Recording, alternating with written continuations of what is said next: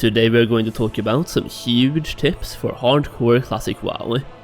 These are tips and tricks that you can take advantage of while playing on the official hardcore servers, which will give you a pretty significant advantage.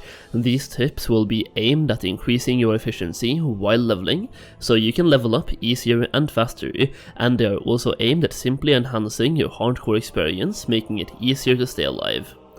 I will try to angle this video to include the more general tips and tricks that will be useful for every type of player, whether you are new to the game or a veteran, and we will focus more on tips and tricks for the leveling process. I will have another video coming up later which includes more hardcore tips and tricks for the more elite type of player, which will show you some tips and tricks that pros are using. For now though, let's get into it.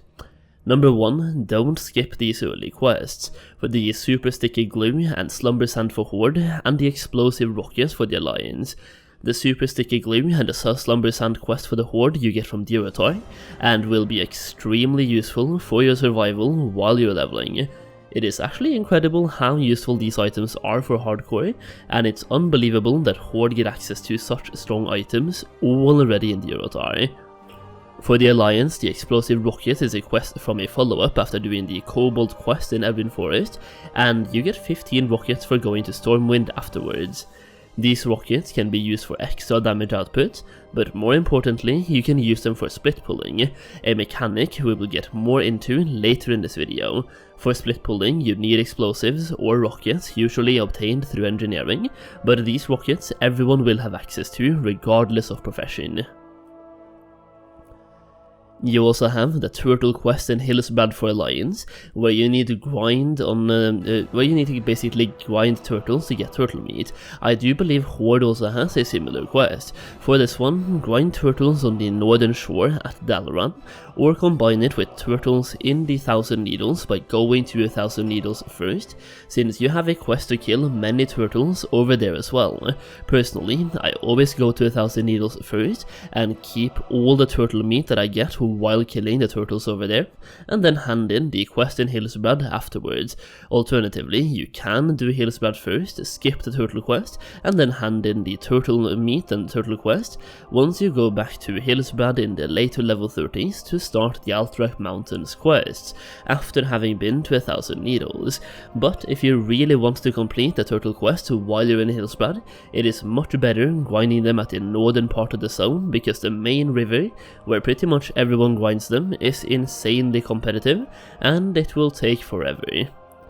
Next up, from level 50 plus you can get 5 to 6 hours per level while farming mobs, and it might be worth combining with a lucrative gold farm to farm gold while leveling, at the same time considering it's pretty much just as fast and much safer than questing. Having leveled 2 hardcore characters in the 50 plus bracket myself, I have done some testing on the actual difference between questing and grinding. Now, while questing, my average was 4 hours per level, while purely grinding, my average was 5.5 hours per level. This means that questing is going to be faster, obviously. Grinding does not actually take that much more time. Additionally, grinding will be a lot safer by finding and grinding mobs, and in a grinding spot that fits your class, where you can mindlessly kill mobs over and over without having to care about quest objectives or killing dangerous mobs. Additionally, by grinding you can also combine leveling with farming gold at the same time, for which purpose I will promote my classic hardcore gold guide for a quick second, which is a 134 pages long PDF document for gold making, which includes many gold farms you can do both while leveling and at max level. So if you want to grind levels and farm gold at the same time, but don't know where to go, you can find multiple examples in that gold guide. That's not all though. If you're really into gold making, I also go through insane gold making methods and strategies that I personally use to make thousands of gold on any fresh launch. Plus you get access to a private gold making community. You can check out that guide through the link down below and use the code Solheim to get it for half price. Next up, fence kiting. This is a strategy that you can use when doing regular quests to minimize the damage you actually take. It's very useful for ranged classes that want to keep maximum distance between mobs and themselves to pump maximum range damage, and especially warlocks and priests can infinitely fence kite mobs and kill them with damage over time effect. Additionally, you can use fence kiting to solo otherwise dangerous mobs and even like impossible elite mobs, and it makes dangerous and difficult to solo mobs a lot easier to actually solo, like for example more Ladim in Duskwood who can be kited around this fence. Now let's talk about split pulling. This is a mechanic where if you need to pull multiple mobs in one pull, you can split their leash by grabbing all of their aggro at the same time. This is especially useful when pulling a named mob that has a patrol attached to him, so you can reset the patrol while keeping the aggro of the main mob. For example, Princess in Elwyn Forest, split pull with a grenade, and then reset the adds and keep killing Princess. Or you also have the Forsaken Courier in Arathi Highlands, split pull them with an explosive like a rocket or a grenade, reset the adds, and then just kill the Courier. A very overpowered mechanic that can turn a dangerous pull into a very easy pull.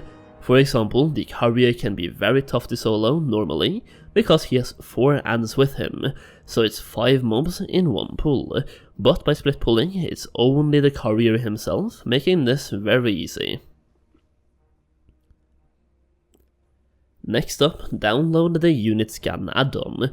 This is an add-on where you can manually put in mobs that the add-on will then scan for and alert you upon their presence. There are many mobs in the world of Azeroth that you will encounter while playing hardcore that could actually end up killing you if you are unlucky or just lose focus for a quick second. This is where this add-on comes in very handy, as it will give you a visual warning and play a warning sound when one of the mobs show up around you. Mobs that fit into the dangerous category for this add-on would for example be Stitches in Duskwood, Devilsaurs in Ungoro, King Mosh in Ungoro, and the Twilight Marauders in Silithus, and even the Elite Bird in Badlands. Like I mentioned, you need to manually put in the mobs that you want to scan for, but I will include a list of all the enemies you should put into it in the video description, so you can just copy that one and put it in. Next up, you can use guards to kill mobs. These can be found all over the place, and basically think about it this way. Friendly guards will help you kill mobs as long as they are naturally aggressive mobs, aka red mobs. You will find the guards near cities and even on the road. All you need to do is take the mob down to at least 50% health, then kite the mob to a nearby guard. I have seen hunters kite elite dragons from Badlands all the way up to Dunmorrow, just to get the guards to help them kill that dragon. As an alliance, you can even use this trick to solo Hogger, get him to 50% health or lower, and while doing so, pull him back towards this tower and the guards will help you finish him off. As a horde, you have similar guards in Terraceful Glades, which speedrunners use to kill mobs quickly near a bridge. You can also use the same strategy to solo Vagash in Dunmorrow. The one thing to keep in mind is to find a guard somewhere, then find a red mob, aka an aggressive mob. Next up, skill up defense skill if you're a class with a pet. This might sound obvious, but I've seen way too many hunters and warlock die at high levels, simply because they forgot to skill up their defense at all because their pets have held aggro all the time. Imagine getting to level 40 or level 50 while still having the defense skill of a level 10 hunter. If your pet suddenly loses aggro, you will die in just a couple of melee swings. So keep an eye out on your defense skill if you're a hunter or a warlock, just a heads up. Additionally, if you're looking for a very easy way to hit level 60 in hardcore, RestedXP has a survival guide which is literally made for these hardcore servers, crafted with the easiest and the safest route to get to level 60, so consider checking that one out as well. You can find a link to RestedXP's website in the video description. And that is pretty much what I have for you today. Hopefully this video helps speed up your leveling process, make you more efficient, and most of all, keep you alive. Good luck out there, and I'll see you at level 60 on the hardcore servers.